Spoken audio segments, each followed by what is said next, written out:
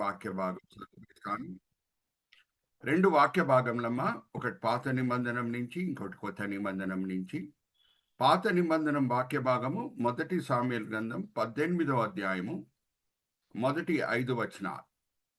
కొత్త నిబంధనం వాక్య భాగము యోహాను సువార్త 15వ అధ్యాయము 12వ వచనం నుంచి 14వ వచనం. సహోదరి జయంతి గారి సహాయం నేను తీసుకుంటాను. సిస్టర్ చదివించిన తర్వాత నేను చిన్న ప్రార్థన చేస్తాను. తర్వాత స్లైడ్స్ షో మనకి బ్రదర్ రాజ్ కుమార్ గారు ఆ స్లైడ్స్ చూపించే విషయంలో తోడ్పడతారు. మనం ప్రార్థన పూర్వకంగా ముందుకు సాగుదాం. ఓవర్ టు సిస్టర్ జయంతి గారు. ప్రైజ్ లార్డ్ అయ్య గారు. 1 సామ్యుయేలుకి రాసిన పత్రిక 18వ అధ్యాయము మొదటి వచనం నుంచి. దావీదు సౌలుతో మాట్లాడుట చాలించినప్పుడు యోనాతాను హృదయము దావీదు హృదయంతో కలిసిపోయెను. యోనాతాను దావీదును తనకు ప్రాణ స్నేహితుడుగా భావించుకొని అతనిని ప్రేమించెను. ఆ దినము అతని తండ్రి ఇంటికి తిరిగి అతనిని వెళ్ళనీయక సౌలు అతనిని చేర్చుకొనెను. దావీదు తనకు ప్రాణ స్నేహితుడని భావించుకొని అతనిని ప్రేమించుచు యోనాతాను అతనితో నిబంధన చేసుకొనెను. మరియు యోనాతాను తన దుప్పటిని, తన కత్తిని, తన విల్లుని, నడికట్టుని తీసి దావీదునకిచ్చెను. దావీదు సౌలు తనను పంపిన చోటకెల్లా పోయి సుబుద్ధి కలిగి పని చేసుకొని వచ్చెను. కనుక సౌలు యోధుల మీద అతనిని నియమించెను. జనులందరి దృష్టికి సౌలు. ఇది పాత నిబంధనం వాక్య భాగము. కొత్త నిబంధనం వాక్య భాగము యోహాను సువార్త 15వ అధ్యాయము 12వ వచనం నుంచి 14వ వచనం అమ్మా. యోహాను సువార్త 15వ అధ్యాయము 12వ వచనం నుంచి. నేను మిమ్మల్ని ప్రేమించిన ప్రకారము మీరొకరినొకరిని ప్రేమించినట్లే నా ఆజ్ఞ. తన స్నేహితుని కొరకు తన ప్రాణము పెట్టువాని కంటే ఎక్కువైన ప్రేమ గలవాడెవడునూ లేడు. నేను మీకు ఆజ్ఞాపించిన వాటిని చేసినడలా మీరు నా స్నేహితుడై ఉందురు. ఇంకా చదవమ్మా నెక్స్ట్ వచనం. మీరు నాకు స్నేహితులై ఉందురు. దాసుడు తన యజమానుడు చెయ్యి దానిని ఎరగడు. కనుక ఇక మిమ్మల్ని దాసులు అని పిలవక స్నేహితులు అని పిలుచుచున్నాను. ఎందుకనగా చాలమ్మా, నేను చిన్న ప్రార్థన చేసి ముందుకు వెళ్తాను. తండ్రి, ఈ సమయం బట్టి ఎంతో వందనాలు తండ్రి. ఈ జూమ్ మీటింగ్ బట్టి ఎంతో వందనాలు. సహోదరి దెబోరా గారికి మీరు ఇచ్చిన ఈ దర్శనం బట్టి ఎంతో వందనాలు. ఆ బిడ్డ ఎంతో నమ్మకంగా ఈ జూమ్ మీటింగ్స్ని ప్రతి ఆదివారం సాయంత్రం వేళ కండక్ట్ చేస్తున్నది. ఆ బిడ్డను దీవించండి, ఆశీర్వదించండి. అలాగే ఈ జూమ్ మీటింగ్లో పాల్గొనుటకు వచ్చిన ప్రతి వ్యక్తిని మీ చేతిలో అప్పచెప్తున్నాం. వాళ్ళు సాయంత్రం వేళ వాళ్ళ గృహాల్లో రిలాక్స్ అవుతూ ఉండొచ్చు, కానీ ఎంతో ఆసక్తితో మేము వాక్యపరంగా ఆత్మికంగా బలపరచబడాలి. అలాగే మేము దేవుని ఆరాధించాలి, దేవుని పిల్లలతో సహవాసంలో మేము సమయం గడపాలి అని మంచి కోరికలతో వచ్చి ఉన్నారు. అందరినీ కూడా మీరు తృప్తిపరుస్తున్నారు, దీవిస్తున్నారు, ఆశీర్వదిస్తున్నారని మేము నమ్ముచున్నాం. నిష్ప్రయోజకమైన మీ దీన దాసుడిని నిల్చోబెట్టి ఈ సమయంలో మీ మహిమార్థమై వాడుకుంటున్నారు తండ్రి. దాన్ని బట్టి నేను మిమ్మల్ని స్తుతిస్తున్నాను.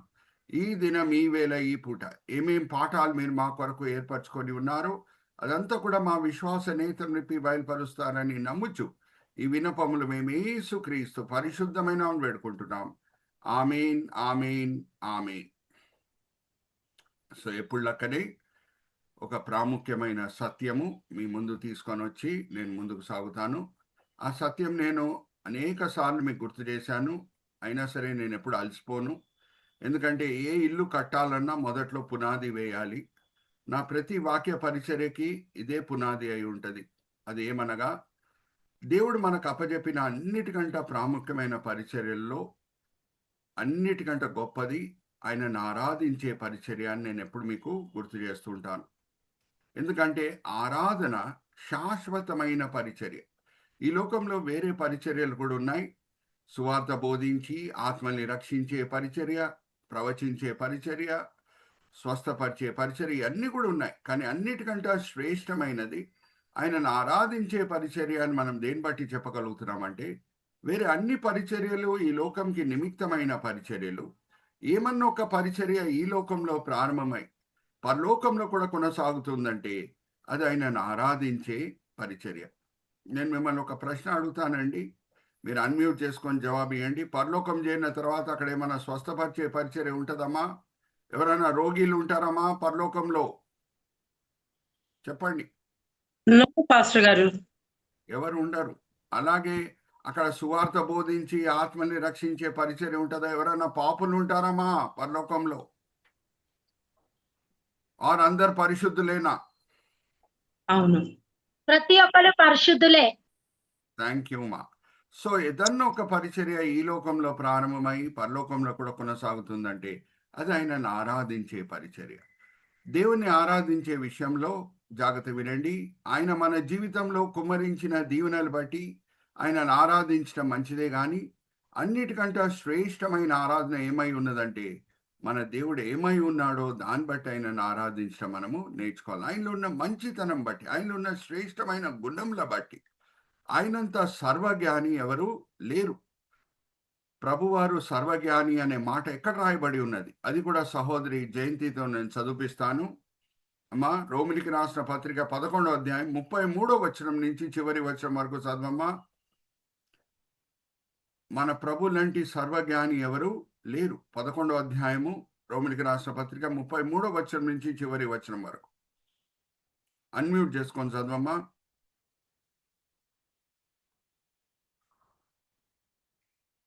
రోమీయులకు రాసిన పత్రిక 13వ అధ్యాయము 33వ వచనము. 11వ అధ్యాయం అమ్మా, 11వ అధ్యాయం 33వ వచనం నుంచి. రోమీయులకు రాసిన పత్రిక 11వ అధ్యాయము 33వ వచనము. ఆహా, దేవుని బుద్ధి జ్ఞానముల బాహుల్యము ఎంత గంభీరము! ఆయన తీర్పులు శోధింపనెంతో శక్యములు, ఆయన మార్గములెంతో అగమ్యములు. థ్యాంక్ యూ మా. ఆయన జ్ఞానము వర్ణించలేని జ్ఞానం. అందుకే ప్రభువారు ఆయన పరిచర్యలో మనం గమనిస్తే ఎక్కడన్నా ఆయన జ్ఞానంని వాడి మాటలు పలికేవారు, బోధించేవారు. యాకోబు బావి పక్కన సమరయ స్త్రీ నీళ్లు తోడుకుండుటకు వచ్చి ఉన్నది. ఆమె ఆ నీళ్లు తాగిన తర్వాత దాహము మరి వేదానికి ఆస్కారం ఉంది. అందుకు ప్రభువారు చెప్పిన మాటలు ఏంటంటే, అమ్మా, నీకు నేను జీవజలం ఇచ్చుటకు సిద్ధంగా ఉన్నాను. చూడండి, సందర్భం తగ్గట్టు ప్రభువారు మాట్లాడుట మనము గమనించవచ్చు ఆయన పరిచర్యలో. యాకోబు బావి పక్కన జీవజలం గురించి మాట్లాడితే ఆమెకి సులభంగా అర్థమవుతుందా? లేకపోతే వేరెక్కడన్నా మాట్లాడితే జీవజలం గురించి ఆమెకి సులభంగా అర్థమవుతుందా? మీరే చెప్పండి, నాకు అన్మ్యూట్ చేసుకొని చెప్పండి. బావి దగ్గర ఉండి మాట్లాడితేనే ఆమెకు అర్థమవుతుంది. అలాగే ఆయన శిష్యులని పిలిచినప్పుడు సేవకి వాళ్ళ చేతిలో వలలు ఉన్నాయి. వాళ్ళు గలిలియా సముద్రం దగ్గర ఉన్నారు, చేపలు పడుతున్నారు. ఆ సమయంలో ప్రభువారు ఏ మాటలు పలికి వాళ్ళని సేవకు పిలుస్తున్నారంటే, మిమ్మల్ని ఈ దినం నుంచి మనుషులు పట్టే జాలుగా చేస్తాను. ఇప్పటి వరకు బహుశా వాళ్ళు పట్టిన చేపలని వాళ్ళు అమ్మారేమో, తిన్నారేమో, చంపారేమో, కానీ ఇప్పటి నుంచి వాళ్ళు పట్టే చేపలని వాళ్ళు నిత్య జీవంకి నడిపింపబోతున్నారు. హల్లెలూయా, ప్రైజ్ ది లార్డ్. సో సందర్భం తగ్గట్టు ప్రభువారు మాట్లాడతారు. ఇప్పుడు చూడండి, ఫస్ట్ స్లైడ్ రాజ్ కుమార్ గారు మనకు చూపిస్తున్నారు. ఆ కాలంలో రోమిలు ఇజ్రాయెల్ దేశంని పరిపాలించే సమయంలో సులభంగా ఇజ్రాయెల్ దేశంని పరిపాలించుటకు ఆ భూమిని కొన్ని భాగాలుగా విభాగించారు. నేను మిమ్మల్ని ఒక ప్రశ్న అడుగుతున్నానండి. భారతదేశంని మన సెంట్రల్ గవర్నమెంట్ ఎన్ని రాష్ట్రాలుగా విభాగించిందండి? ఎన్ని రాష్ట్రాలు ఉన్నాయి భారతదేశంలో? చెప్పాలి, అన్మ్యూట్ చేసుకొని. 28 పాస్టర్. 28. సహోదరి దెబోరా, రైట్ ఆన్సర్. ఎందుకు 28 భాగాలుగా భారతదేశంని విభాగించాలి? సులభంగా పరిపాలించుటకు. అందుకు ఇక్కడ చూస్తే ఎంత చక్కగా మన రాజ్ కుమార్ గారు మనకు స్లైడ్స్ చూపిస్తున్నారు చూడండి. యోర్దాన్ నది పటమర వైపు, brother you can point a cursor. నేను తూర్పు నుంచి దక్షిణం వైపు వెళ్తున్నాను, ఉత్తరం వైపు నుంచి దక్షిణం వైపు వెళ్తున్నాను. అన్నిటికంటే పైన గలీలియా ప్రాంతం, మధ్యలో ఉన్నది సమేరియా ప్రాంతం, కింద ఉన్నది యూదియా ప్రాంతం. ఇంకా వాళ్ళు చేసింది ఏంటంటే గలీలియా ప్రాంతంకి అధిపతిగా హేరోదు అంతిపాని నియమించారు రోమా సామ్రాజ్యం. సమేరియాకి యూదియాకి 2 ప్రాంతాలు కలిపి వాళ్ళు పోంతి పిలాతుని అధికారిగా వాళ్ళు నియమించారు. ఇప్పుడు నేను ఒక సందర్భం మీ ముందు తీసుకొని వస్తున్నాను. ఆ సందర్భంని వాడి ప్రభువారు మారు మనసుతో కూడిన సందేశం ఎంత చక్కగా ఆయన బోధిస్తున్నారో మనం చూద్దాం.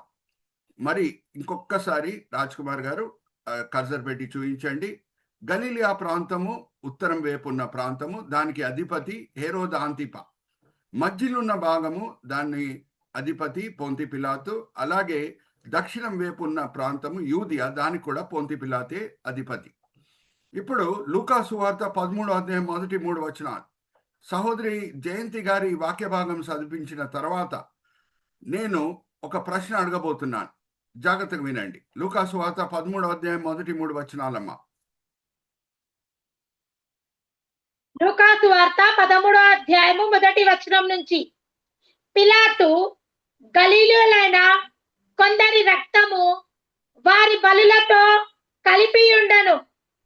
ఆ కాలమున అక్కడున్న కొందరు ఆ సంగతి యేసుతో చెప్పగా ఆయన వారితో ఇట్లనెను, ఈ గలిలీలు అట్టి హింసలు పొందినందున వారు గలిలీ అంతటి కంటే పాపులని మీరు తలంచుచున్నారా? కారని మీతో చెప్పుచున్నాను. మీరు మారు మనసు పొందిన ఎడల మీరందరూ అలాగనే, మారు మనసు పొందని ఎడల మీరందరూ అలాగనే నశించుతురు. థ్యాంక్ యూ మా.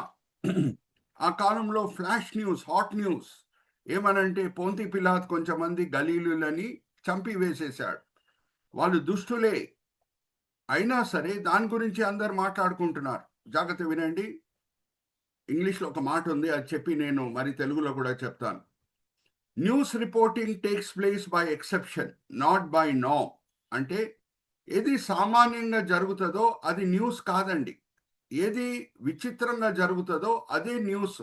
ఎప్పుడు జరగని సంఘటన జరిగితేనే అది న్యూస్. ఇప్పుడు మరి ఒక ప్రశ్న, గోదావరి ఎక్స్ప్రెస్ హైదరాబాద్ నుంచి ప్రయాణమై వైజాగ్ సురక్షితంగా చేరితే నెక్స్ట్ డే పేపర్లో పడుతుందమ్మా, లేకపోతే యాక్సిడెంట్ జరిగితేనే పేపర్లో పడుతుందా? చెప్పండి. యాక్సిడెంట్ జరుగుతూనే పేపర్లో పడుతుంది. సో పోంతి పిలాతు సమరియా ప్రాంతంకి చెందిన వ్యక్తులన్నా యూదియా ప్రాంతంకి చెందిన వ్యక్తులన్నా వాళ్ళని చంపితే అది న్యూస్ కాదు. గలీలీయులను చంపాడు, దానికి ఆయనకు అధికారం లేదు. అందుకు దాని గురించి అందరు మాట్లాడుకుంటున్నారు. ఇప్పుడు మరి మిమ్మల్ని ఒక ప్రశ్న అడుగుతాను. భయంకరమైన దుష్టులు ఆంధ్రప్రదేశ్, అక్కడ కూడా తెలుగే అందరు మాట్లాడతారు. భయంకరమైన నేరస్తులు, ఆంధ్రప్రదేశ్కి చెందిన నేరస్తులు తెలంగాణ పోలీస్ చేతిలో చిక్కుతే తెలంగాణ పోలీస్ వాళ్ళకి విరోధంగా యాక్షన్ తీసుకోవడానికి వాళ్ళకి అధికారం ఉందా, లేకపోతే ఆంధ్రప్రదేశ్ పోలీస్కి అప్పచెప్పాలా? మరి ఆంధ్రప్రదేశ్ పోలీసు వాళ్ళకి అప్పచెప్పాలి. వీళ్ళు దానికి శిక్ష విధించుటకు, ఆ నేరస్తులకి శిక్ష విధించుటకు వీళ్ళకి అధికారం లేదు. సో గలీలియా ప్రాంతంకి చెందిన నేరస్తులు వాళ్ళు భయంకరమైన దుష్టులే. అందుకే యేసుక్రీస్తు ప్రభువు ఏమంటున్నారు, వాళ్ళైనా అందరికంటే భయంకరమైన పాపులు, మీరు కూడా నశిస్తారు సుమి మారు మనసు పొందకుండా ఉంటే. వాళ్ళు కూడా చెడ్డవాళ్ళే. కానీ పొంతి పిలాతు ఏం చేసి ఉండాలి? వాళ్ళని హేరోదు అంతిపాకు అప్పచెప్పి ఉండాలి. ఆయన వాళ్ళకి విరోధంగా యాక్షన్ తీసుకుంటాడు. ఎందుకంటే వాళ్ళు ప్రజలను రేపుతున్నారు, ఇంకా తిరుగుబాటు చేయడానికి రోమా రాజ్యంకి విరోధంగా ఏమేమో చెప్పారు. దాని తగ్గట్టు యాక్షన్ ఎవరు తీసుకోవాలంటే హేరోదు అంతిపా తీసుకోవాలి. ఇప్పుడు పోంతి పిలాతు, జాగ్రత్త వినండి, ఈ యాక్షన్ తీసుకున్నాడు గలీలీయులకు విరోధంగా. ఆయన రోమా చక్రవర్తి దృష్టిలో చాలా పేరు పొందేయాలి, నేను తీసుకున్నాను యాక్షన్ అని చూపించుటకు. అది ఆయన అలాగ యాక్షన్ తీసుకున్నాడు. ఇది హేరోదు అంతిపాకి నచ్చుతుందా? పొంతి పిలాతు చేసిన కార్యము అడుగుతున్నా మిమ్మల్ని, చెప్పండి. నచ్చది. ఆయన తీసుకోవాల్సిన తీర్పు వేరే వాళ్ళు తీసుకుంటే నచ్చది. అందుకేం జరిగింది దాని తర్వాత కూడా మనం చూద్దాం. లూకా సువార్త 23వ అధ్యాయం 4వ వచనం నుంచి 9వ వచనం చదవండి అమ్మా. లూకా సువార్త 23వ అధ్యాయం.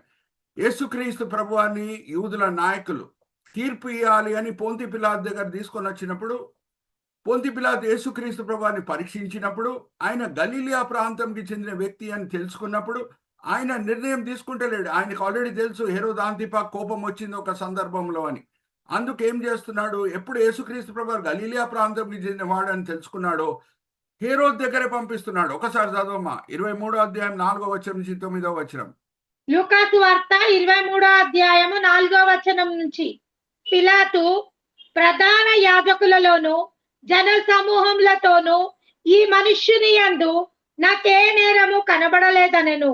అయితే వారు ఇతడు గలిలియా దేశము మొదలుకొని ఇంతవరకును యూదియా దేశమంతటా ఉపదేశించుచు ప్రజలను రేపుచున్నాడని మరింత పట్టుదలగా చెప్పిరి. పిలాతు ఈ మాటలు విని ఈ మనుష్యుడు గలిలియుడా అని అడిగిరి. అయితే ఆయన హేరోదు అధికారం క్రింద ఉన్న ప్రదేశపు వాడని తెలుసుకొని హేరోదు నద్దకు ఆయనను పంపెను. హేరోదు అక్కడ మనం ఆపేద్దాం. ఇప్పుడు పొంతి పిలాతు హేరోదు దగ్గర ఈయనను పంపారు. ఎందుకంటే ఈయనకి యాక్షన్ తీసుకోవడానికి అధికారం లేదు కాబట్టి, ఆల్రెడీ హేరోదు కోపించుకున్నాడని తెలుసుకున్నాడు కాబట్టి ఈ పని చేశాడు. సో ఇప్పుడు మరి మిమ్మల్ని ఒక ప్రశ్న అడుగుతున్నాను. ఎప్పుడు పొంతి పిలాతు యేసుక్రీస్తు ప్రభువుని హేరోదు దగ్గర పంపించాడో తీర్పు ఇవ్వకుండా, హేరోదుకి అది నచ్చిందా లేదా? నచ్చుతుందా లేదా? ఎస్ ఆర్ నో చెప్పండి.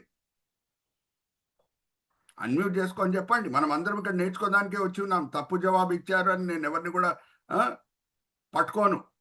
ఇప్పుడు హేరోదు దగ్గర పంపించాడు పొంతి పిలాతు యేసుక్రీస్తు ప్రభువుని. అది హేరోదుకి నచ్చుతుందా లేదా? చెప్పండి అమ్మా.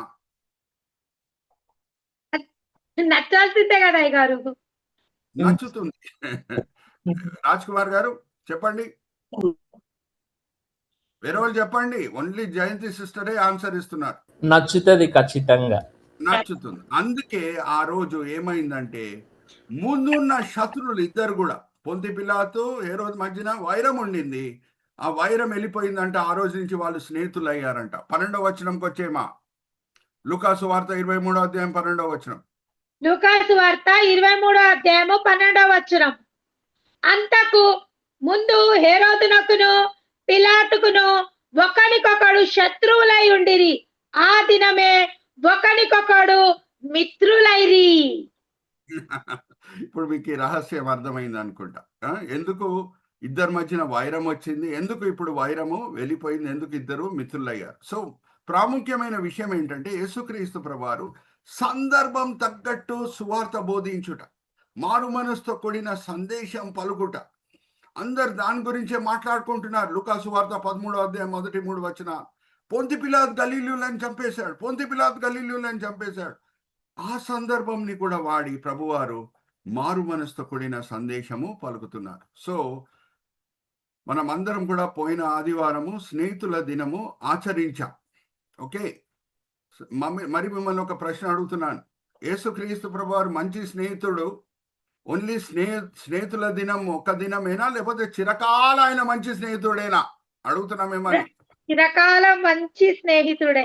సో ఈ రోజు కూడా సందర్భం తగ్గట్టు నేను సందేశం మీ ముందు తీసుకొని వస్తున్నాను. ఎందుకంటే అందరు మనసులో ఆ స్నేహితుల దినము మంచిగా జ్ఞాపకం ఉంది కాబట్టి, నాటబడింది కాబట్టి, పోయిన ఆదివారమే మనం ఆచరించాం కాబట్టి, యేసు లాంటి స్నేహితుడు మనకి ఎవరు కూడా దొరకడు అనే సందేశం నేను మీ ముందు తీసుకొని వస్తున్నాను.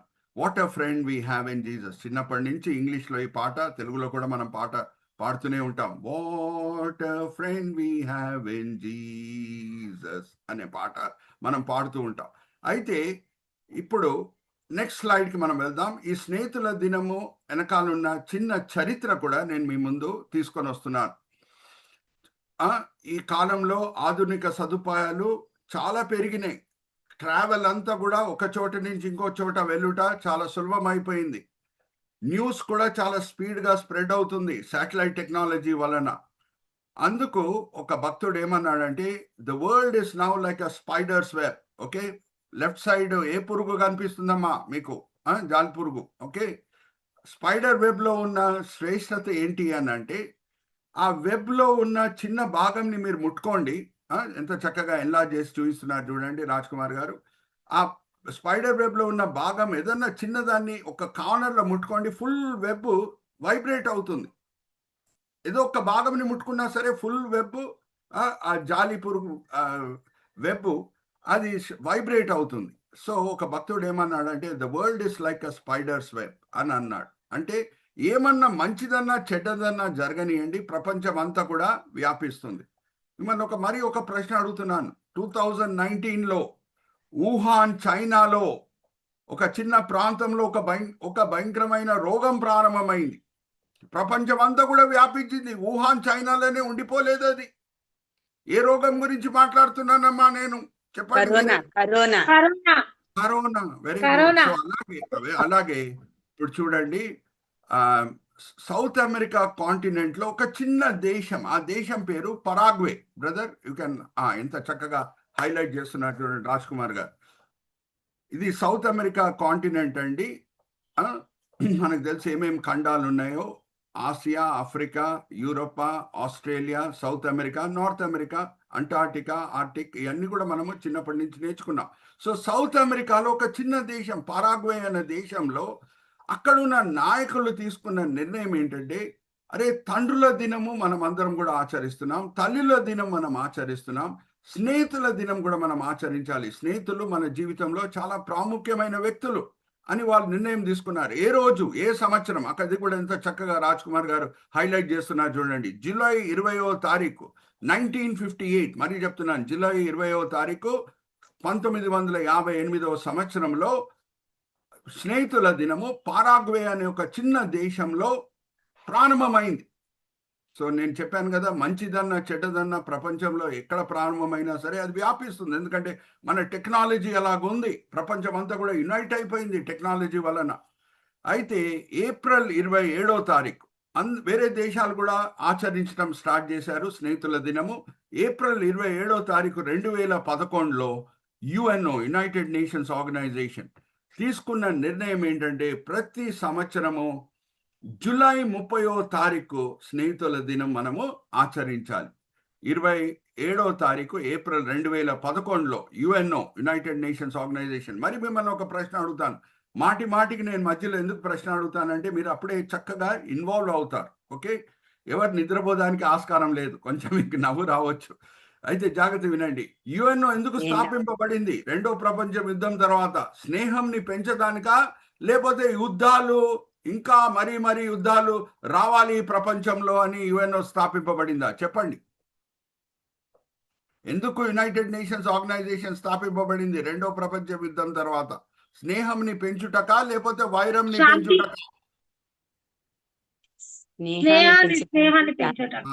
సో వాళ్ళు కూడా గుర్తించారు ఏమనంటే, స్నేహితుల దినము ముఖ్యమైన దినం, ప్రపంచం అంతా కూడా ఆచరించాలి, యుద్ధాలు ఉండకూడదు అని వాళ్ళు ఏప్రిల్ 27వ తారీఖు తీసుకున్న నిర్ణయం 2011 ఏంటంటే, ప్రతి సంవత్సరము జూలై 30వ తారీఖు మనం స్నేహితుల దినము ఆచరించాలి.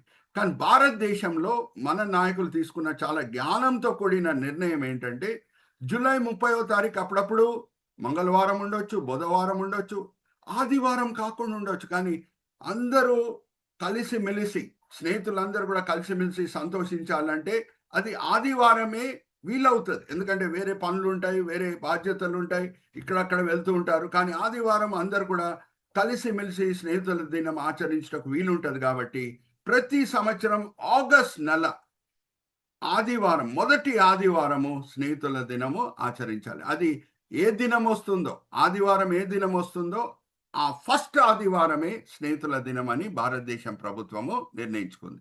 సో ఇది స్నేహితుల దినం గురించి చరిత్ర అన్నమాట. సో నెక్స్ట్ స్లైడ్కి మనం వెళ్దాము. నేను ఈరోజు మీ ముందు తీసుకొని వచ్చే సబ్-హెడింగ్స్ అన్నీ కూడా సీతో కూడిన sub-headings. Jesus hour greatest friend, conquer one, ఎలాగా ప్రభువారు మన హృదయాలని స్వాధీనపరచుకుంటారు. కవనెంట్ అంటే నిబంధన, కన్సీడ్ అంటే తగ్గింపు, కంఫర్ట్ అంటే ఓదార్పు, కన్ఫైడ్ అంటే రహస్యాలను పంచుకుండుట, మరి కాన్కర్ 2 అంటే మరి స్వాధీనపరచుకుండుట. మొదటిగా కాన్కర్ 1. నెక్స్ట్ స్లైడ్కి మనం వెళ్దాం. జాగ్రత్తగా వినండి. మనం భారతదేశంలో ఉన్నాము. భారతదేశంలో ఉన్న వాళ్ళకి అవతారాల గురించి తెలుసు చాలా వరకు. విష్ణువుడు ఎలాగ అవతరించాడు, ఎవరిని కూడా మనం తప్పు పట్టడానికి లేదు. సువార్త బోధించినప్పుడు ఎవరిని కూడా గాయపరిచి మనము వాళ్ళకి సువార్త బోధించుటకు దేవుడు మనల్ని అనుమతించాడు. ఎవరు ముక్కన్నా కోసి షారోన్ పుష్పం వాసన చూడంటే ఆయన వెళ్ళిపోతాడు. You cannot cut the nose and ask somebody to smell the rose అనే వ్యక్తి అన్నాడు. సో ఈ అవతారాల గురించి మాట్లాడినప్పుడు మన 5వ స్నేహితులతో మనం ప్రేమపూర్వకంగా ఒక మాట చెప్పాలి. అది ఏమనగా, విష్ణుడు రాముడుగా ఎందుకు అవతరించాడు? రావణాసుడిని చంపుటకు. అలాగే కృష్ణుడు ఎందుకు అవతరించాడు? కంసుడిని చంపుటకు. ఇప్పుడు రోమిలికి రాసిన పత్రిక 5వ అధ్యాయము 9-10 వచనాలు ఏం చెప్తుంది? ఒక్కసారి చదవమ్మా. రోమిలికి రాసిన పత్రిక 5వ అధ్యాయం 9-10 వచనాలు. జయంతి సహోదరి చదువుతుండగా మీరు బైబిల్ అండర్లైన్ చేసుకోండి. రోమిలకు రాసిన పత్రిక 5వ అధ్యాయము 9వ వచనం నుంచి. కాబట్టి ఆయన రక్తం వల్ల ఇప్పుడు నీతిమంతులుగా తీర్చబడి మరింత నిశ్చయముగా ఆయన ద్వారా ఉగ్రత నుండి రక్షింపబడుదుము. ఏలయనగా శత్రులమై ఉండగా ఆయన కుమారుని మరణం ద్వారా మనము దేవునితో సమాధానపరచబడిన ఎడల సమాధానపరచబడిన వారమై ఆయన జీవించుట చేత మరీ నిశ్చయముగా రక్షింపబడుదుము. హల్లెలూయా, ప్రైజ్ ద లార్డ్. శత్రువులని చంపుట, రాక్షసులను చంపుట తప్పేం కాదు. కానీ నా యేసు ఎందుకు వచ్చి ఉన్నాడు ఈ లోకంలో? నేను శత్రువు అయి ఉన్నప్పుడు నా కొరకు ప్రాణదానం చేయుటకు. హల్లెలూయా, ప్రైజ్ ద లార్డ్. అర్థమవుతుందా? నా యేసు ఎందుకు వచ్చి ఉన్నాడు? నేను రాక్షసుడై ఉన్నప్పుడు నేను నరకంకి వెళ్ళకూడదు, నేను పరలోకంకి వెళ్ళాలని నా కొరకు ప్రాణదానం చేయుటకు వచ్చి ఉన్నాడు. ఒక న్యాయాధిపతి చెడ్డవాడికి తీర్పిస్తే తప్పేం కాదు. చెడ్డవాడు దుష్టుడు, నేరస్తుడు అనుకుందాం, ఆయన హంతకుడు. కానీ ఒక న్యాయాధిపతి వచ్చి ఆ నేరస్తుడు ముందు నించోని, ఆ హంతకుడు ముందు నించోని, నేను ఉరి శిక్ష అయిన వేపున నేను భరిస్తాను అని అంటే, అటువంటి స్నేహితుడు ప్రపంచంలో ఎవరన్నా మనకు కనిపిస్తారా? Hallelujah, praise the Lord. Hallelujah చెప్పండి అమ్మా. హల్లెలూయా నేను వినొచ్చా? Hallelujah, hallelujah. Are you understanding? ఎటువంటి స్నేహితుడు మనం కలిగి ఉన్నాం? ఈ స్నేహితుడు మన హృదయాలను ఎలాగా స్వాధీనపరుచుకుంటున్నాడు? హల్లెలూయా, ప్రైజ్ ద లార్డ్. మనం శత్రులమై ఉన్నప్పుడు, అరే స్నేహితుల కొరకు మంచి పని చేయటము చాలా మంచిది. కానీ మనం ఆయనకి శత్రులమై ఉన్నప్పుడు, మన ఇష్టానుసారంగా మన జీవితం జీవించే సమయంలో, నేత్రాశ శరీరాశ జీవటము వెనకాల పరిగెత్తే సమయంలో ఆయన మన కొరకు ప్రాణదానం చేశాను. Are you all understanding? ఆ రక్షణ కార్యం ఎవరెవరు అంగీకరిస్తారో వాళ్ళు దేవుని దృష్టిలో నీతిమంతులుగా ఎంచబడతారు. ఇది గొప్ప రక్షణ, మామూలు రక్షణ కాదమ్మా. హీబ్రీయులకు రాసిన పత్రిక 2వ అధ్యాయం 3వ వచనం మనం చదివితే, నా స్నేహితుడు ఎంత గొప్ప కార్యం చేశాడు అని నా హృదయం కదిలింపబడుతుంది. ఒక్కసారి తీయడమ్మా. హీబ్రీయులకు రాసిన పత్రిక 2వ అధ్యాయం 3వ వచనం బైబిల్స్ అండర్లైన్ చేసుకోండి. రక్షణని బైబిల్ లేఖనము రక్షణని ఎలాగ వర్ణిస్తున్నది? ఈ రక్షణ అని చెప్పట్లేదు, ఈ గొప్ప రక్షణ అని అంటున్నది. ఒకసారి తీయమ్మా. హీబ్రీయులకు రాసిన పత్రిక 2వ అధ్యాయం 3వ వచనం. హెబ్రీయులకు రాసిన పత్రిక 2వ అధ్యాయము 3వ వచనం. ఇంత గొప్ప రక్షణను మనము నిర్లక్ష్యం చేసినలా ఎలాగ తప్పించుకుందుము? ఇంత గొప్ప రక్షణ మామూలు రక్షణ కాదు. మా క్రైస్తవత్వంకి వేరే మతాలకున్న వ్యత్యాసము మనకు తెలిసి ఉండాలి. వాళ్ళు కూడా దేవుడు ఉన్నారు అని నమ్ముతారు. దేవుణ్ణి సంతోషపరచాలంటే వాళ్ళు కొన్ని కార్యములు చేయాలని అనుకుంటారు. బాగా కానుకలు ఇవ్వాలి, కొండ మీద ఎక్కాలి. కొండ మీద ఎక్కినప్పుడు అక్కడ ఏదో ఒక హుండీ ఉంటుంది. ఆ హుండీలో 1000 రూపాయలు వేయాలి, 2000 రూపాయలు వేయాలి, కోట్ల రూపాయలు వేయాలి. అలాగే చల్లటి ప్రాంతంకి వెళ్ళాలి. అక్కడ వెళ్ళి చల్లటి నీళ్ళలో స్నానం చేయాలి. హిమాలయ ప్రాంతంకి వెళ్ళాలి. అక్కడ తల కింద తపస్సు చేయాలి. ఇది చేయాలి, అది చేయాలి అని వాళ్ళు కోరుకుంటూ ఉంటారు. దేవుణ్ణి అలాగే మనం సంతోషపరచగలుగుతామని అనుకుంటూ ఉంటారు. కానీ క్రైస్తవత్వంలో ఉన్న శ్రేష్టత ఏంటంటే, మీరు ఏమీ చేసే అవసరం లేదు. సిల్వ మీద యేసుక్రీస్తు ప్రభువారు ముగించిన కార్యంని విశ్వాసంతో అంగీకరించండి చాలు. Hallelujah, praise the Lord. Hallelujah, praise the Lord. అరే, యేసుక్రీస్తు ప్రభువారు పలికిన 6వ మాట ఏంటి? సిల్వ మీద సమాప్తమయ్యను. సమాప్తమయ్యను.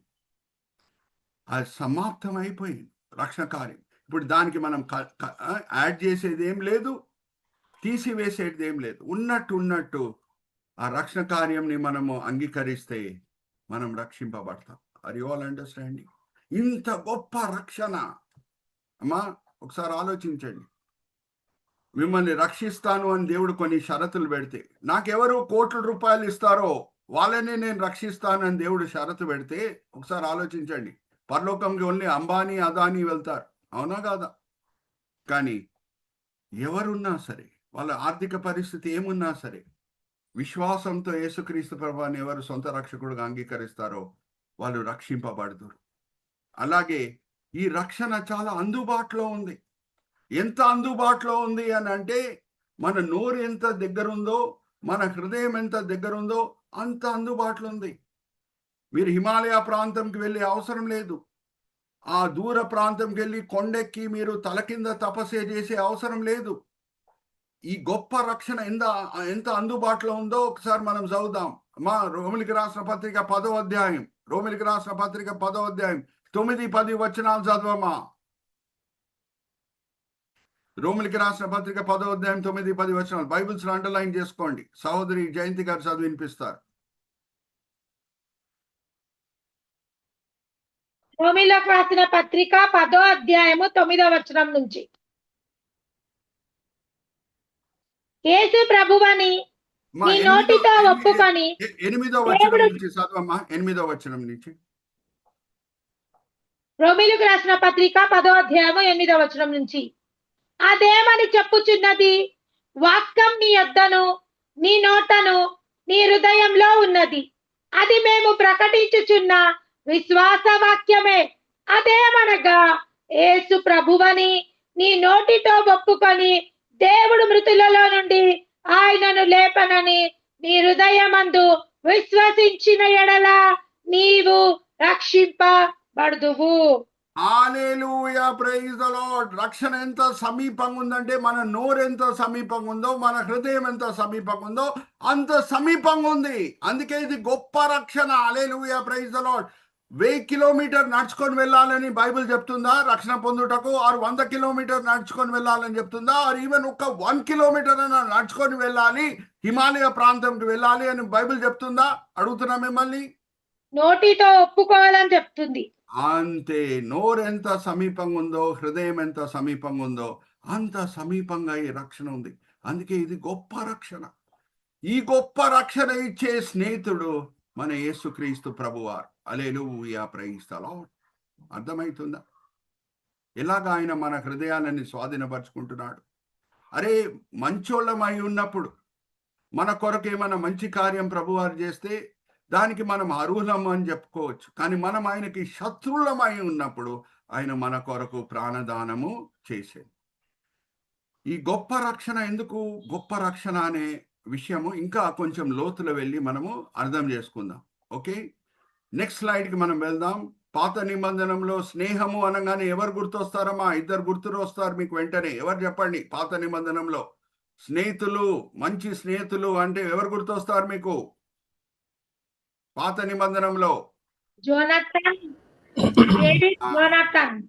దావీదు, యోనాతాను మీకు గుర్తొస్తారు. ఇక్కడ చూడండి, ఆయన రైట్ సైడ్ లో ఉన్న వ్యక్తి యోనాతాను, లెఫ్ట్ సైడ్ లో ఉన్న వ్యక్తి దావీద్. యోనాతాను ఆయన స్నేహంని ఎలాగా ముద్రించుకుంటున్నాడు, ఆ నిబంధన, స్నేహంతో కూడిన నిబంధనని ఎలాగా ముద్రించుకుంటున్నాడు. ఆ కాలంలో ఒక వ్యక్తి ఈ వస్తువుల బట్టి అతిశయించేవాడు. ఆయన విల్లు, ఆయన కత్తి, ఆయన దుప్పటి, ఆయన నడికట్టు, ఈ 4 వస్తువులు బట్టి ఏ వ్యక్తి అన్నా, ఏ యూదుడన్నా అతిశయించేవాడు. ఆయన ఏం చేస్తున్నాడంటే స్నేహంకి గుర్తుగా ఏమిస్తున్నాడమ్మా దావీదుకి? ఆయన విల్లు, ఆయన కత్తి, ఆయన నడికట్టు, ఆయన దుప్పటి.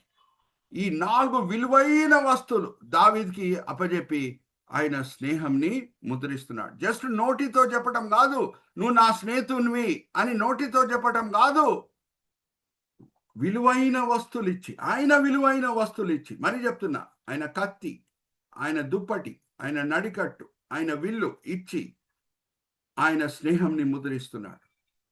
నా గొప్ప స్నేహితుడు యేసుక్రీస్తు ప్రభువారు నాకు ఏమిచ్చి ఆయన స్నేహంని ముద్రిస్తున్నాడు. దాన్ని బట్టి కూడా నేను గ్రహించాలి ఎంత గొప్ప రక్షణ నేను పొంది ఉన్నాను అని. ఆయన పరిశుద్ధాత్మ దేవుడిని నా హృదయంలో పెట్టి నాతో ఉన్న స్నేహంని ముద్రిస్తున్నాడు. హల్లెలూయా, ప్రైజ్ ది లార్డ్. అర్థమవుతుందా ఈ రక్షణ ఎందుకు గొప్ప రక్షణ? ఒకసారి చదవమా ఎఫెసీయులకు రాసిన పత్రిక 1వ అధ్యాయం 13-14 వచనాలు. ఎఫెసీయులకు రాసిన పత్రిక 1వ అధ్యాయం 13-14 వచనాలు. బైబిల్స్ లో అండర్లైన్ చేసుకోండి. ఎంత చక్కగా సహోదరి జయంతి చదివినిపిస్తున్నారు. చదవమ్మా.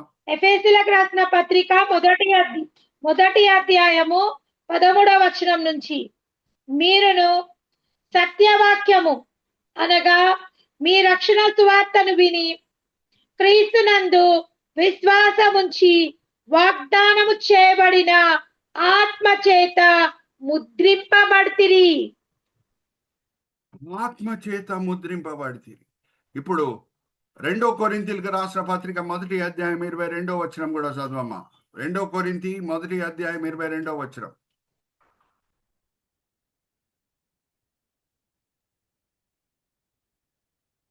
2 కొరింథీయులకు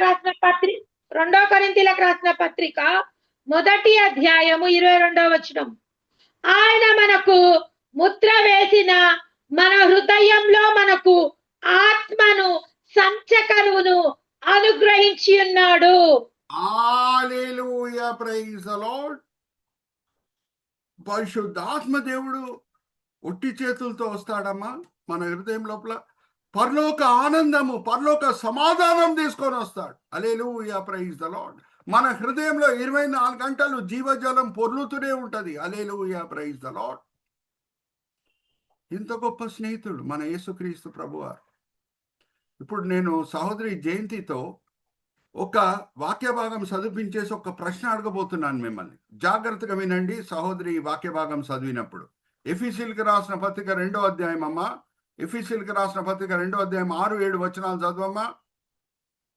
జాగ్రత్తగా ఫాలో చేయండి సహోదరి వాక్య భాగం చదివినిపించిన సమయంలో. దాని తర్వాత నేను ఒక ప్రశ్న అడగబోతున్నాను మిమ్మల్ని.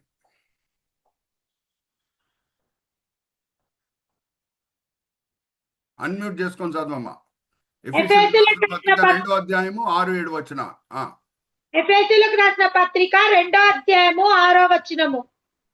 క్రీస్తు యేసునందు ఆయన మనకు చేసిన ఉపకారం ద్వారా అత్యధికమైన తన కృపామయమైన ఐశ్వర్యమును రాబోవు యుగములలో కనుపర్చు నిమిత్తము క్రీస్తు యేసునందు మనల్ని ఆయనతో కూడా లేపి పరలోకమందు ఆయనతో కూడా కూర్చొండబెట్టును. కూర్చొని పెట్టెను అని ఉందా, పెట్టును అని ఉందా? పెట్టెను, ఆల్రెడీ పెట్టేసిండు. పెట్టేసేను. Hallelujah, praise the Lord. రాబోయే దినంలో పరలోకంలో యేసు పక్కన దేవుడు కూర్చోబెడతాడు అని ఉందా, లేకపోతే ఆల్రెడీ కూర్చోబెట్టేశాడు అని ఉందా? చెప్పండి. కూర్చోబెట్టేశాడని ఉందా, ఎప్పుడో ఒకసారి కూర్చోబెడతాడని ఉందా? పెట్టేసాను అంటే దాని అర్థం ఏంటి? ఒక క్రైస్తవుడు భౌతికంగా ఈ లోకంలో జీవిస్తూ ఆత్మికంగా పరలోకంని రుచి చూస్తూ ఉంటాడు. హల్లెలూయా, ప్రైజ్ ది లార్డ్. ఎందుకంటే పరిశుద్ధాత్మ దేవుడు ఒట్టి చేతులతో రాడమ్మా మన హృదయం లోపల. పరలోక సమాధానం, పరలోక ఆనందంని తీసుకొని వస్తాడు.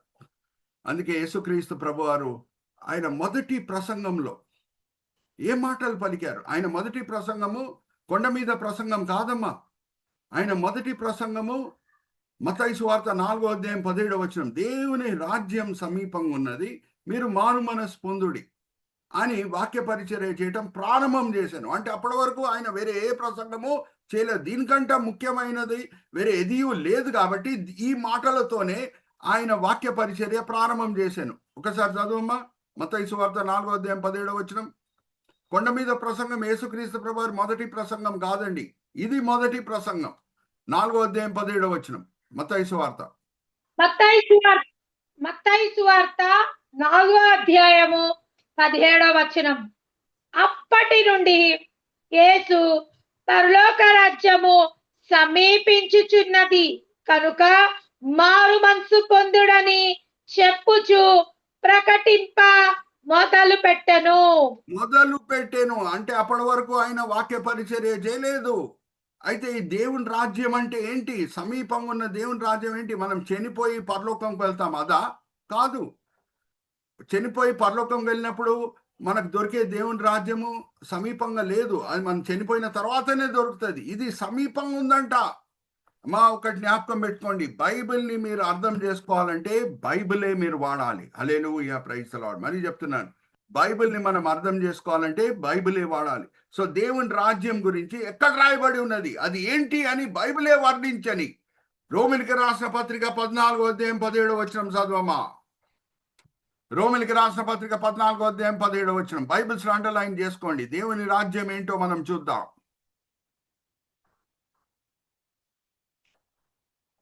అన్మ్యూట్ చేసుకోమా. రోమీయులకు రాసిన పత్రిక 14:17 దేవుని రాజ్యము భోజనమును పానమును కాదు, కానీ నీతియు సమాధానమును పరిశుద్ధాత్మ యందలి ఆనందమై ఉన్నది. హల్లెలూయా, ప్రైజ్ ది లార్డ్. తినటం తాగటం కాదండి, అది నీతియు పరిశుద్ధాత్మ సమాధానము పరిశుద్ధాత్మ ఆనందమై ఉన్నది. అంటే జాగ్రత్త వినండి, అక్కడ కూడా సీక్వెన్సింగ్ ఆఫ్ ద వర్డ్స్ చూడండి. లేఖనం అంతా కూడా పరిశుద్ధాత్మ దేవుని చేత రాయబడటమే కాదు, ఆయన ప్రేరేపణ వల్ల రాయబడటమే కాదు, లేఖనంలో ఉన్న సీక్వెన్సింగ్, ఆ క్రమం వెనకాల కూడా మనకు పరిశుద్ధాత్మ ప్రేరేపణ కనిపిస్తుంది. మొదట్లో నీతి, దాని తర్వాత పరిశుద్ధాత్మ సమాధానం, దాని తర్వాత పరిశుద్ధాత్మ ఆనందం. మొదట్లో ఎందుకు నీతి? నీతి అంటే ఏంటి ఇంగ్లీష్లో? రైటియస్నెస్. రైటియస్నెస్ అంటే రైట్ రిలేషన్షిప్ విత్ గాడ్. అది ఎప్పుడు వీలవుతుంది? మనం మారు మనసు పొంది యేసుని సొంత రక్షకుడిగా అంగీకరించినప్పుడు మనం నీతిమంతులుగా తీర్చబడతాం. ఆయన శిలువ మీద చిందించిన రక్తం చేత మన హృదయాలు కడగబడతాయి. మన హృదయాలు దేవుని ఆలయంగా అవుటకు అర్హత పొందుతాయి. అప్పుడు పరిశుద్ధాత్మ దేవుడు ఒట్టి చేతులతో రాడు మన హృదయం లోపల. ఎలాగొస్తాడు? పరలోక ఆనందం, పరలోక సమాధానంని తీసుకొని వస్తాడు. ఒక క్రైస్తవుడు ఈ లోకంలో జీవిస్తూ పరలోకంనే రుచి చూస్తాడు. ఇంకా దాన్ని రుచి చూసిన వ్యక్తి, దాన్ని అనుభవించిన వ్యక్తి ఏదన్నా త్యాగం చేయటకు సిద్ధం ఉంటాడు, కానీ దాన్ని విడిచిపెట్టాడు. హల్లెలూయా, ప్రైజ్ ది లార్డ్. అందుకే దేవుని రాజ్యం విలువ ఏంటో ప్రభు అని ఇంకొక సందర్భంలో చెప్తున్నారు. ఆ వాక్య భాగం కూడా నేను చదివిస్తున్నాను. మత్తయి సువార్త 13:45 ఎంత గొప్ప రక్షణనిచ్చిన స్నేహితుడై ఉన్నాడు, అది మనం అర్థం చేసుకోవాలి. 13 మత్తయి సువార్త 45 అన్మ్యూట్ చేసుకొని చదవమ్మా. మత్తయి సువార్త 13:45 మరియు పరలోకము మంచి ముత్యములను కొన వెతుకుచున్న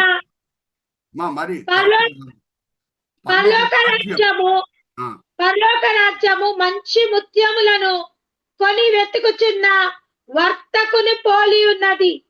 అతడు అమూల్యమైన ఒక ముత్యమును కొనుక్కొని పోయి తనకు కలిగినదంతయు అమ్మి దానిని కొనును. హల్లెలూయా, ప్రైజ్ ది లార్డ్. ఇది దేవుని రాజ్యం విలువ. ఎవరు చిన్న పరలోకంని వాళ్ళ హృదయంలో అనుభవిస్తున్నారో, రుచి చూస్తున్నారో, ఏమన్నా త్యాగం చేయటకు సిద్ధం ఉంటారు. నేను మారు మనసు పొందినప్పుడు, జాగ్రత్త వినండి, 16 అక్టోబర్ 1983 ఇంటర్మీడియట్ ఫస్ట్ ఇయర్లో నేను చదువుకునేటప్పుడు ఎన్నో చెడ్డ అలవాట్లకి నేను లోబడిపోయి ఉన్నాను. ఆ సమయంలో ఎప్పుడు యేసుక్రీస్తు ప్రభువుని సొంత రక్షకుడుగా అంగీకరించాను, ఎప్పుడు నీతిమంతుడుగా దేవుని దృష్టిలో ఎంచబడాను, పరలోక ఆనందము సమాధానంని రుచి చూశాను. ఈ లోకం ఇచ్చే ఆనందం నాకు ఆకర్షణీయంగా అనిపించలేదు. ఎవరన్నా 5 స్టార్ హోటల్లో ఉన్న తర్వాత 3 స్టార్ హోటల్లో ఉండాలని కోరుకోరు. 3 స్టార్ హోటల్లో ఉన్న సౌకర్యాలు 5 స్టార్ హోటల్లో ఉన్న వ్యక్తికి ఆకర్షణీయంగా అనిపించదు. అలాగే అన్ని చెడ్డ అలవాట్లు వెళ్ళిపోయినాయి. అదంతా బాగానే ఉంది. తర్వాత బాగా చదువుకున్నాను, మార్కెటింగ్ మేనేజర్ అయ్యాను, ఇండియన్ ఆయిల్ కార్పొరేషన్లో పెట్రోల్ బంక్ ఇన్స్పెక్టర్ అయ్యాను. 2005లోనే నా జీతం 1,50,000 రూపాయలు. ఆ సమయంలో ప్రభువారు నన్ను సేవకు పిలిచారు. పిలిచినప్పుడు నేను వెంటనే సమర్పించుకోలేదు. అయ్యో, సెంట్రల్ గవర్నమెంట్ జాబ్ ప్రభువా, నేను రిటైర్మెంట్ వరకు ఇక్కడే ఉద్యోగం చేస్తాను, దాని తర్వాత నేను నీ సేవకు వస్తానని కొన్ని సాకులు చెప్పాను. కానీ తాత్కాలికంగా పరిశుద్ధాత్మ ఆనందం, పరిశుద్ధాత్మ సమాధానము నా హృదయం నుంచి వెళ్ళిపోయింది. ఇంకా సాగిలపడాను ప్రభువారి పాదం దగ్గర. ప్రభువా, నువ్వే నాకు కావాలి, నీ రాజ్యమే నీకు కావాలి, నీతో ఉన్న సరి అయిన సంబంధమే నాకు కావాలి, దీనికంటే ప్రాముఖ్యమైన ధననిధి వేరేది లేదు ప్రభువా అని సాగిలపడాను. మరి పరిశుద్ధాత్మ ఆనందం, పరిశుద్ధాత్మ సమాధానం నా హృదయం లోపల దిగి వచ్చింది. హల్లెలూయా, ప్రైజ్ ది లార్డ్. మన గొప్ప స్నేహితుడు ఏమిస్తున్నాడమ్మా? పరలోకంనే మన హృదయం లోపల పెడుతున్నాడు. ఎందుకు పౌలు భక్తుడు ఈ మాటలతో ప్రారంభం చేస్తున్నాడు? దేవుని రాజ్యంని వర్ణించాలి అని అంటే నీతియు, పరిశుద్ధాత్మ సమాధానం, పరిశుద్ధాత్మ ఆనందం అని చెప్పొచ్చు కదా. అది తినటము తాగటం కాదని ఎందుకు చెప్తున్నాడు? అమ్మా, చాలా మంది క్రైస్తవులు బైబిల్ చదివినప్పుడు 2 నిబంధనలు ఉన్నాయని అనుకుంటారు. పాత నిబంధనం, కొత్త నిబంధనం. అది తప్పు. పాత నిబంధనలో ఒక ప్రాముఖ్యమైన భాగం ఏంటంటే ఇజ్రాయేలీలతో దేవుడు సీనాయి కొండ దగ్గర మోషే ద్వారా నిబంధన చేశాడు. దానికంటే ముందు నోవాతో నిబంధన చేయలేదా? వరదలు రావు, దానికి గుర్తు ఇంద్రధనుసు అని దేవుడు చెప్పలేదా? ఇప్పుడు కూడా వర్షం పడినప్పుడు ఇంద్రధనుసు కనిపించట్లేదమ్మా? అడుగుతున్నా మిమ్మల్ని, ఎస్ ఆర్ నో చెప్పండి. అలాగే ఆదాంతో కూడా దేవుడు నిబంధన చేశాడు. ఆయనకు ఒక చిన్న పరలోకం ఇచ్చాడు. ఈదేన్ తోట ఒక చిన్న పరలోకం లాంటిది. అక్కడ ఆకలి అనే బాధ ఉండదు, దాహం అనే బాధ ఉండదు, చెమటలు గార్చి పనిచేసే అవసరం ఉండదు. చిన్న షరతు పెట్టాడు ఆదాం ముందు. ఒక నిబంధనలు ఉన్న షరతు ఏంటంటే నువ్వు జ్ఞానం ఇచ్చే చెట్టు జోలికి వెళ్ళొద్దు, కానీ ఆదాం నిబంధనని మీరేను అనే మాట ఉంటుంది. ఒకసారి తీయమ్మా, హోషేయ గ్రంథం 6వ అధ్యాయం 7వ వచనం. బైబిల్స్ అండర్లైన్ చేసుకోండి. రేపు ఎవరన్నా వచ్చి 2 నిబంధనలు ఉన్నాయి బైబిల్లో అంటే మీరు వాళ్ళకి ప్రేమపూర్వకంగా ఈ వాక్య భాగం ఎత్తి చూయించండి. ఆదాంతో కూడా దేవుడు నిబంధన కుదిరించుకున్నాడు. 6వ అధ్యాయం 7వ వచనం హోషేయ గ్రంథం. అన్మ్యూట్ చేసుకొని చదవమ్మా. హోషేయ గ్రంథం 6వ అధ్యాయం 7వ వచనం. 6వ అధ్యాయము 7వ వచనం. ఆదాము నిబంధన మీరినట్లు వారు నా ఎడల విశ్వాసఘాతకులై నా నిబంధనలు మీరి ఉన్నారు. ఇశ్రాయేలీలు కూడా నిబంధనను మీరారు. ఎలాగా? ఆదాము నిబంధన మీరినట్లు. ఎందుకు పౌలు భక్తుడు ఈ మాటలతో ప్రారంభం చేస్తున్నాడు? అది కూడా మనం అర్థం చేసుకుందాం. దేవుని రాజ్యం తినటం తాగటం కాదు. ఇప్పుడు ఈదేన్ తోట ఒక చిన్న పరలోకం. అమ్మా, అక్కడ ఆకలి బాధ ఉంటుందా అడుగుతున్నా? అన్మ్యూట్ చేసుకొని చెప్పండి. ఈదేన్ తోట సమృద్ధిగా ఆహారం దొరుకుతుంది, సమృద్ధిగా ఆహారము దొరుకుతుంది. అలాగే ఇజ్రాయేలీలతో దేవుడు చేసుకున్న నిబంధన ఏంటి? వాళ్ళకి పాలు తేనె ప్రవహించే దేశం ఇచ్చాడు. ఆ దేశం నేను వెళ్ళి సంచరించి వచ్చాను కాబట్టి నేను అధికారంతో మాట్లాడవచ్చు. సారంతో కూడిన భూమి. భారతదేశంలో దానిమ్మ పండు సైజ్ ఇంత ఉంటుంది, అక్కడ వెళ్ళి చూస్తే దానిమ్మ పండు సైజ్ ఇంత పెద్దగా ఉంటుంది. భారతదేశంలో ద్రాక్ష పండు సైజ్ ఇంత ఉంటుంది, అక్కడ వెళ్ళి చూస్తే ద్రాక్ష పండు సైజ్ ఇంత పెద్దగా ఉంటుంది. సారంతో కూడిన భూమి. సో దాని తగ్గట్టు దేవుడు వాళ్ళకి ఆజ్ఞలు కూడా ఇచ్చాడు. పాత నిబంధనలో మీరు హత్య చేయకూడదు, వ్యభిచరించకూడదు. కానీ కొత్త నిబంధనకు వచ్చినప్పుడు యేసుక్రీస్తు ప్రభువారు ఆత్మిక షరతులని పెంచుతున్నారు, దాని గంభీరతని పెంచుతున్నారు. కొండ మీద ప్రసంగంలో ఏమంటున్నారు? ధర్మశాస్త్రం ప్రకారంగా హత్య పాపము, కానీ నేనేం చెప్తున్నాను, మీరు కోపం తెచ్చుకుంటే హత్య చేసినట్లే అని అంటున్నారు. అలాగే వ్యభిచరించుట పాపమని ధర్మశాస్త్రం చెప్తున్నది. కానీ నేనేం చెప్తున్నాను, చెడు దృష్టితో మీరు ఏ కన్యక వైపు చూసినా సరే మీరు వ్యభిచరించినట్లే. పాత నిబంధనలో కన్నికి కన్ను, పన్నికి పన్ను. కానీ నేనేమంటున్నాను, మీ శత్రువులను మీరు ప్రేమించాలి. హల్లెలూయా, ప్రైజ్ ద లార్డ్. అమ్మా జాగ్రత్తగా వినండి. షరతుల గంభీరతని పెంచుతున్నాడు ప్రభు. కొత్త నిబంధనకు వచ్చినప్పుడు ఆదాం చుట్టూ చిన్న పరలోకం ఉండింది, ఈదేన్ తోట. సమృద్ధి అయిన ఆహారం అక్కడ దొరుకుతుంది. ఇజ్రాయేలీల చుట్టూ వాగ్దాన దేశం ఉంది, అక్కడ కూడా సమృద్ధి అయిన ఆహారం దొరుకుతుంది. అది కూడా ఒక చిన్న పరలోకమే. ఇప్పుడు క్రైస్తవులతో ప్రభువారు మాట్లాడుతూ ఏమని అంటున్నారంటే, వాళ్ళ ఆత్మిక పరిస్థితి, ఆదాం ఆత్మిక పరిస్థితి అన్న ఆర్ ఇజ్రాయేలీల ఆత్మిక పరిస్థితి అన్న ఈ లెవెల్లో ఉంటే మీ ఆత్మిక పరిస్థితి హయ్యర్ లెవెల్లో ఉండాలి అని అంటున్నారు. మరి మనకేమిచ్చి ఉన్నాడు ప్రభు? మనకేమిచ్చి ఉన్నాడంటే మన చుట్టూ బహుశా పరలోకం కనిపించట్లేదు, కానీ పరలోకమే మన హృదయం లోపల ఉంది. హల్లెలూయా, ప్రైజ్ ద లార్డ్. హల్లెలూయా చెప్పండి ఎక్కడున్నారు. హల్లెలూయా. మీకు అందుకే ఎవరికి ఎక్కువగా ఇవ్వబడునో వాళ్ళ పట్ల దేవుడు లెక్కలు ఎక్కువగా అడుగుతాడు. ఆ మాట కూడా మనం చూద్దాం. లూకాసు వార్త 12వ అధ్యాయం 48వ వచనం చదవమ్మా. లూకాసు వార్త 12వ అధ్యాయం 48వ వచనం. ఎవరికి ఎక్కువగా ఇవ్వబడునో వాళ్ళ పట్ల దేవుని ఆశలు కూడా ఎక్కువగా ఉంటాయి. ఒక లూకాసు వార్త 12వ అధ్యాయం 48వ వచనం చదవమ్మా, అన్మ్యూట్ చేసుకొని. లూకాసు వార్త 12వ అధ్యాయము 48వ వచనం. అయితే తెలియక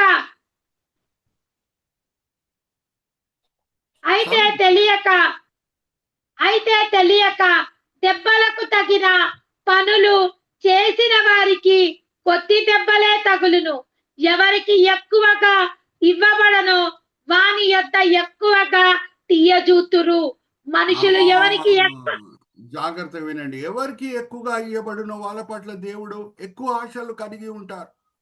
మనకి ఈదేన్ తోట మాత్రమే ఇయ్యలేదమ్మా దేవుడు. మన చుట్టూ ఈదేన్ తోట ఏం కనిపించట్లేదు, క్రైస్తవుల చుట్టూ మన చుట్టూ వాగ్దాన దేశం ఏం కనిపించట్లేదు, కానీ మన హృదయంలోనే పరలోకం ఉంది. హల్లెలూయా, ప్రైజ్ ది లార్డ్. ఇంత గొప్ప రక్షణ అనే మాట ఎందుకు వాడబడింది? మన రక్షణని వర్ణించుటకు. ఎందుకంటే మనం ఈ లోకంలో ఉంటూ పరలోకంని రుచి చూస్తున్నాం. మనతో ఉన్న స్నేహం దేవుడు ఎలాగ ముద్రించుకున్నాడు. యోనతాన్ ఆయన విల్లు ఇచ్చాడు, ఆయన దుప్పటి ఇచ్చాడు, ఆయన నడికట్టు ఇచ్చాడు, ఆయన కత్తి ఇచ్చాడు. యేసుక్రీస్తు ప్రభువారు ఆయన ఆత్మనే మన హృదయంలో పెట్టి స్నేహం కుదిరించుకుంటున్నాడు. హల్లెలూయా, ప్రైజ్ ది లార్డ్. అందుకే ఆయన ఆత్మ లేనివాడు ఆయన వాడు కాదు. మనం యేసుక్రీస్తు ప్రభువారు స్నేహితులం కాదు. పరిశుద్ధాత్మ దేవుడు మన హృదయంలో ఉంటేనే ఆయన స్నేహితులమై ఉన్నాం. Are you all understanding? అందుకే పౌలు భక్తుడు పరీక్షించుకోమని అంటున్నాడు. ఒకసారి తీయమ్మా, 2 కొరింథీ 13వ అధ్యాయం 5వ వచనం. ఎవరన్నా మనలో ఇంకా బాప్తిజం తీసుకోలేదు, యేసుక్రీస్తు ప్రభువుని సొంత రక్షకుడిగా అంగీకరించలేదు అని అంటే ఇదే పరిపూర్ణమైన అనుకూలమైన సమయం, ఇదే రక్షణ దినం.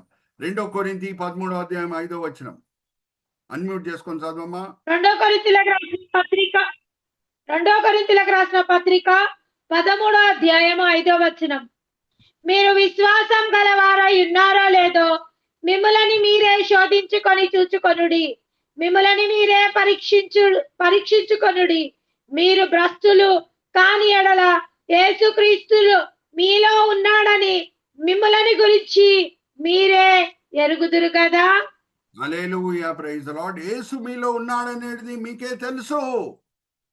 మా యేసు ఇప్పుడు భౌతికంగా మన హృదయం లోపల వచ్చి జీవించలేడు, నివసించలేడు. ఆత్మరూపిగా నివసిస్తాడు. ఆయన ఆత్మ లేనివాడు ఆయన వాడు కాదు. ఒకసారి తీయమ్మా, రోమిలికి రాసిన పత్రిక 8వ అధ్యాయం 9వ వచనం. రోమిలికి రాసిన పత్రిక 8వ అధ్యాయం 9వ వచనం. ఇది కూడా బైబిల్స్ లో అండర్లైన్ చేసుకోండి. రోమిలకు రాసిన పత్రిక 8వ అధ్యాయము 5వ వచనం. 9వ వచనం.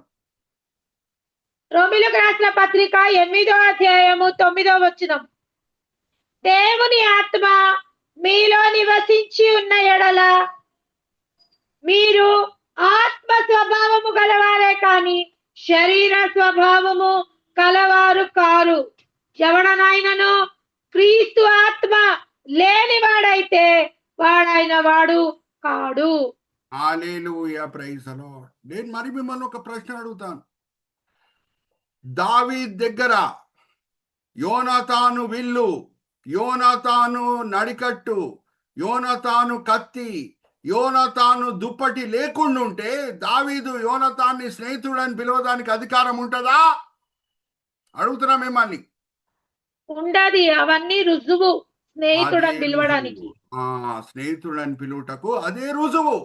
యోనాతాను దుప్పటి ఉండాలి దావీదు దగ్గర, యోనాతాను కత్తి ఉండాలి, యోనాతాను విల్లు ఉండాలి, యోనాతాను నడికట్టు ఉండాలి.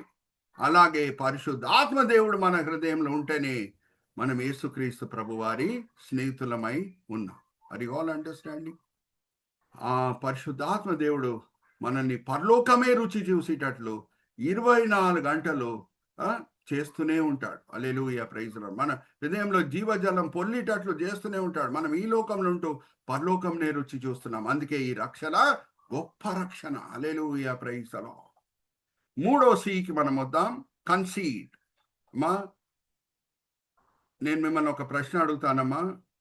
బైబిల్లో సీనియర్స్ జూనియర్స్ని చూసి ఈర్ష్యతో వాళ్ళని చంపాలి అని కోరుకున్న వాళ్ళు, సీనియర్స్ చెప్తున్నా, జూనియర్స్ ని చూసి ఈర్ష్యతో జూనియర్స్ ని చంపాలని కోరుకున్న వాళ్ళలో ఎవరన్నా మీకు గుర్తొస్తున్నారా?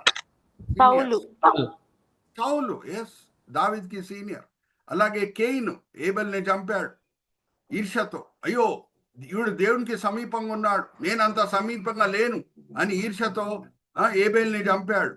అలాగే మనము ఈసావు యాకోబు జీవితంలో కూడా మనం గమనిస్తే, యోసేపు ఆయన అన్నల జీవితంలో కూడా మనం గమనిస్తే అదే విషయం కనిపిస్తున్నది.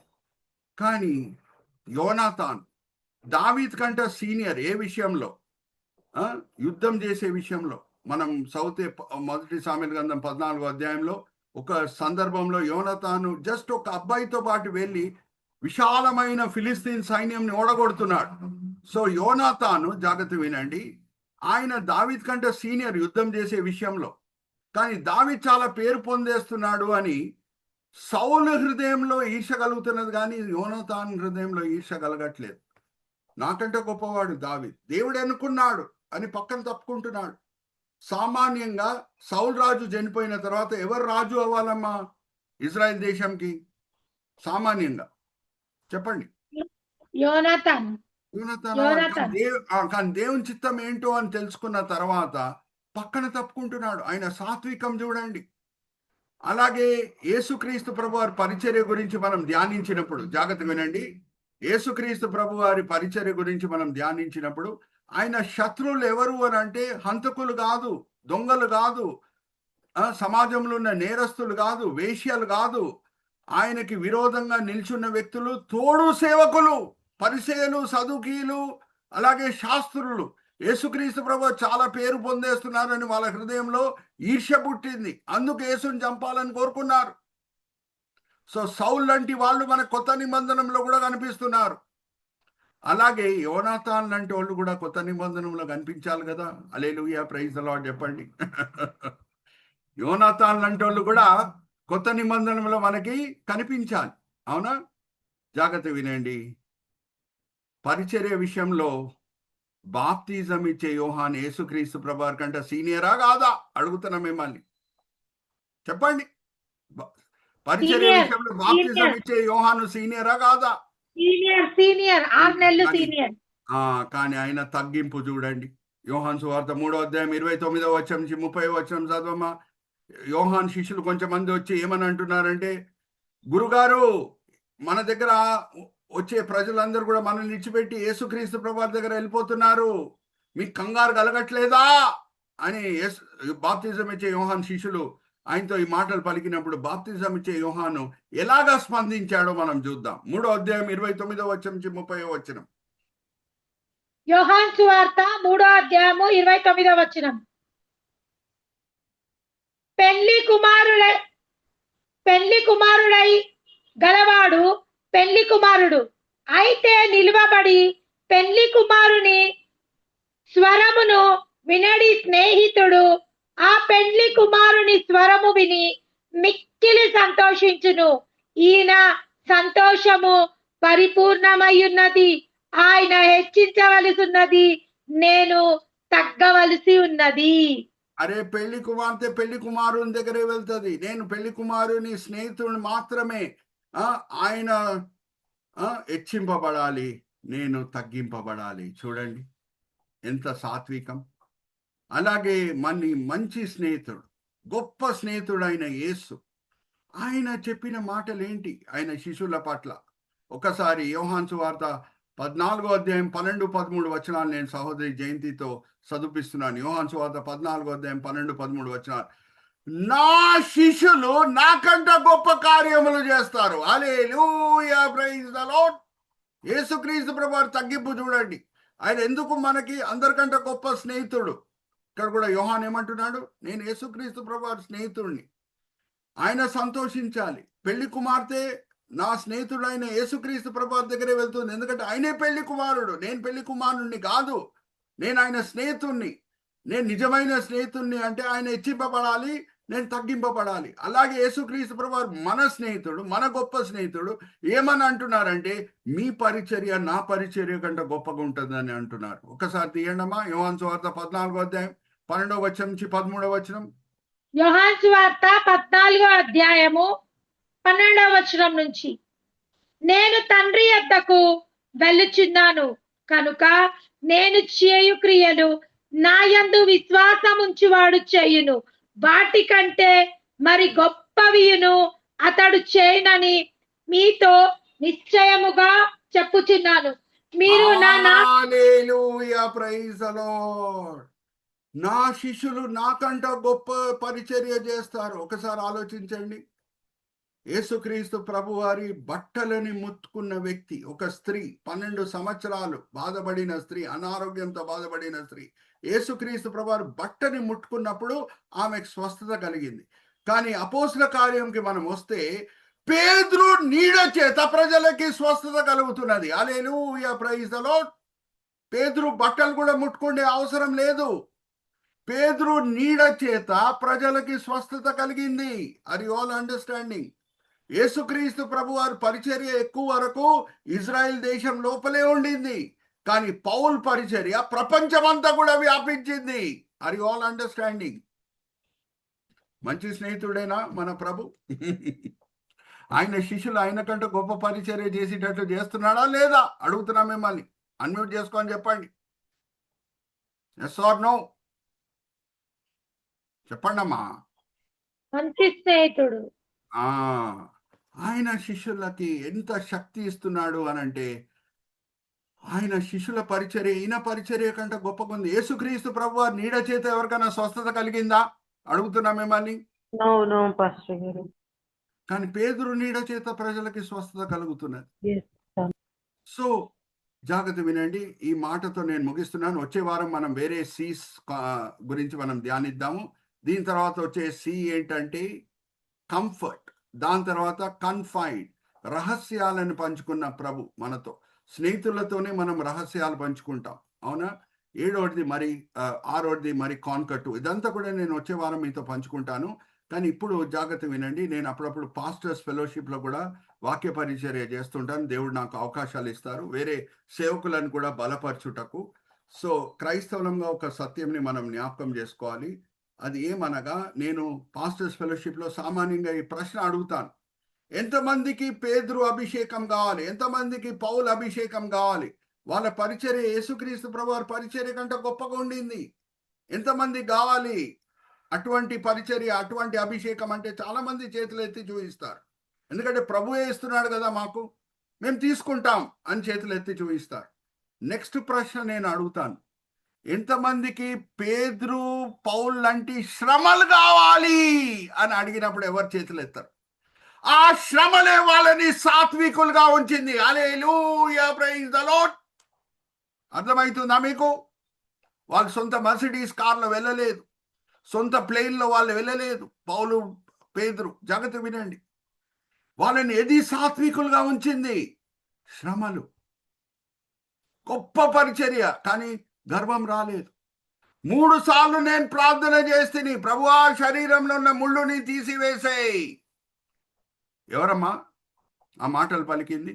3 సార్లు నేను ప్రార్థన చేస్తే పౌలు దేవుడు ఏం జవాబిచ్చారు? నా కృప నీకు చాలు. అప్పుడు చాలు. పౌలు ఏమంటున్నాడు? నేను నా పరిచర్య చేత ఇచ్చింపబడకూడదు, గర్వం రాకూడదని దేవుడు నా శరీరంలో ముళ్ళు పెట్టాడు. అప్పుడు నేను గొప్ప పరిచర్య చేస్తాను, సాత్వికుడుగా కూడా ఉంటాను. ఎంత సర్వజ్ఞాని చూడండి మన ప్రభు. మన స్నేహితుడు ఎంత సర్వజ్ఞాని అని అంటే, మన ద్వారా గొప్ప పరిచర్య చేయించుకుంటాడు, మనల్ని సాత్వికులుగా కూడా ఉంచుతాడు. ఇటువంటి స్నేహితుడు మనకి ఎక్కడ కూడా దొరకడు. Are you all understanding? ఎందుకంటే ఆ స్నేహితుని ముఖ్యమైన గురి ఏంటంటే, మనం సురక్షితంగా పరలోకం చేరాలి. Hallelujah, praise the Lord. సదాకాలం ఆయనతో పాటు ఉండాలి. Hallelujah, praise the Lord. ఇది మన స్నేహితుని మంచి గురి. Are you all understanding? Are you all with me? So శ్రమలు వచ్చినప్పుడు పౌలు శీలావలే, జాగ్రత్త వినండి, కొరడా దెబ్బలు తిన్నా సరే, సంఖ్యలతో బంధింపబడినా సరే, చెరలో వేయబడినా సరే, మనం స్తుతి పాటలే పాడాలి. ఎందుకంటే రోమిలికి రాసిన పత్రిక 8వ అధ్యాయం 28వ వచనం, అన్నీ సమకూడి మన మేలు కొరకే జరుగు.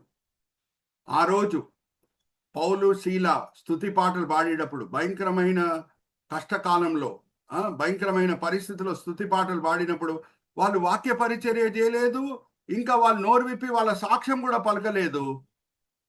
యేసు వాళ్ళ మధ్యనున్న స్నేహంని చూసి జైలధికారి మారు మనసు పొందాడు. Hallelujah, praise the lord.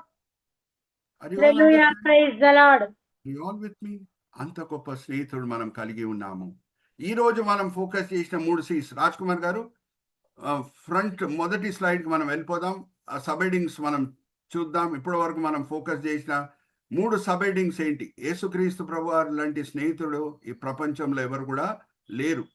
So మొదటి 3, కాన్కర్ 1, ఎలాగ ఆయన మన హృదయాలని స్వాధీనపరుచుకుంటున్నాడు.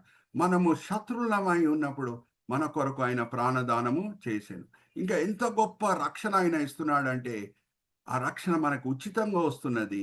ఇంకా పరలోకంని మనము రుచి చూస్తున్నాం. మూడోది ఆయన తగ్గింపు ఏంటంటే, ఆ గొప్ప స్నేహితుని తగ్గింపు ఎటువంటిది అనంటే, ఆయన పరిచర్య కంటే గొప్ప పరిచర్య చేయటకు నేను మీకు శక్తి ఇస్తాను అని అంటున్నాడు. ఆర్ యు ఆల్ విత్ మీ?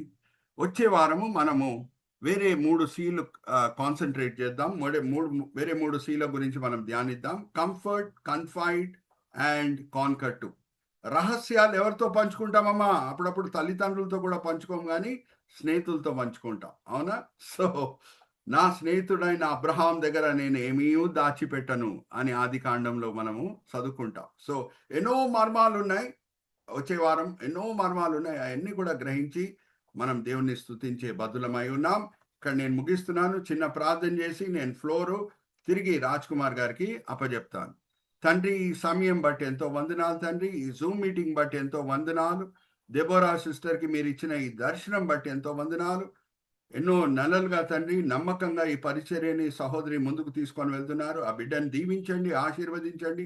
అలాగే చక్కగా టెక్నికల్ కోఆర్డినేషన్ చేసే రాజ్ కుమార్ సహోదరుని, అలాగే సహోదరి జయంతి ఎంతో చక్కగా వాక్యం చదివి తోడ్పడే సహోదరి జయంతి సహోదరిని దీవించండి, ఆశీర్వదించండి. అలాగే తండ్రి రెగ్యులర్గా ఈ మీటింగ్స్లో పాల్గొనటకు వచ్చే ప్రతి వ్యక్తిని మీరు దీవించండి, ఆశీర్వదించండి. ఈరోజు 10 మంది ఉన్నారు. వాళ్ళు వాళ్ళ గృహాల్లో సండే ఈవినింగ్ రిలాక్స్ అవుతూ ఉండొచ్చు, కానీ ఎంతో ఆసక్తితో మేము వాక్యపరంగా ఆత్మికంగా బలపరచబడాలని మంచి కోరికలతో వచ్చి ఉన్నారు. మీరు ఆశ కలిగిన ప్రాణంని తృప్తిపరిచే దేవుడై ఉన్నారు. అందరినీ కూడా మీరు తృప్తిపరచున్నారు, దీవించున్నారు, ఆశీర్వదించున్నారని మేము నమ్ముచున్నాం. నిష్ప్రయోజకమైన మీ దీన దాసుని నించోబెట్టి మీ మహిమార్థమై వాడుకున్నారు తండ్రి. దాన్ని బట్టి నేను మిమ్మల్ని స్తుతిస్తున్నాను. ఈ దినం, ఈ వేళ, ఈ పూట ఏమేం పాఠాలు మీరు మాకు నేర్పించున్నారో స్నేహంతో కూడింది, అది మేము వినే వాళ్ళగానే కాకుండా అమలుపరిచే వాళ్ళని మమ్మల్ని సరిదిద్దండి. అలాగే రాజ్ కుమార్ గారు ఎంతో ప్రయాసంతో ప్రతి సెషన్ని వీడియోలో అప్లోడ్ చేస్తున్నారు.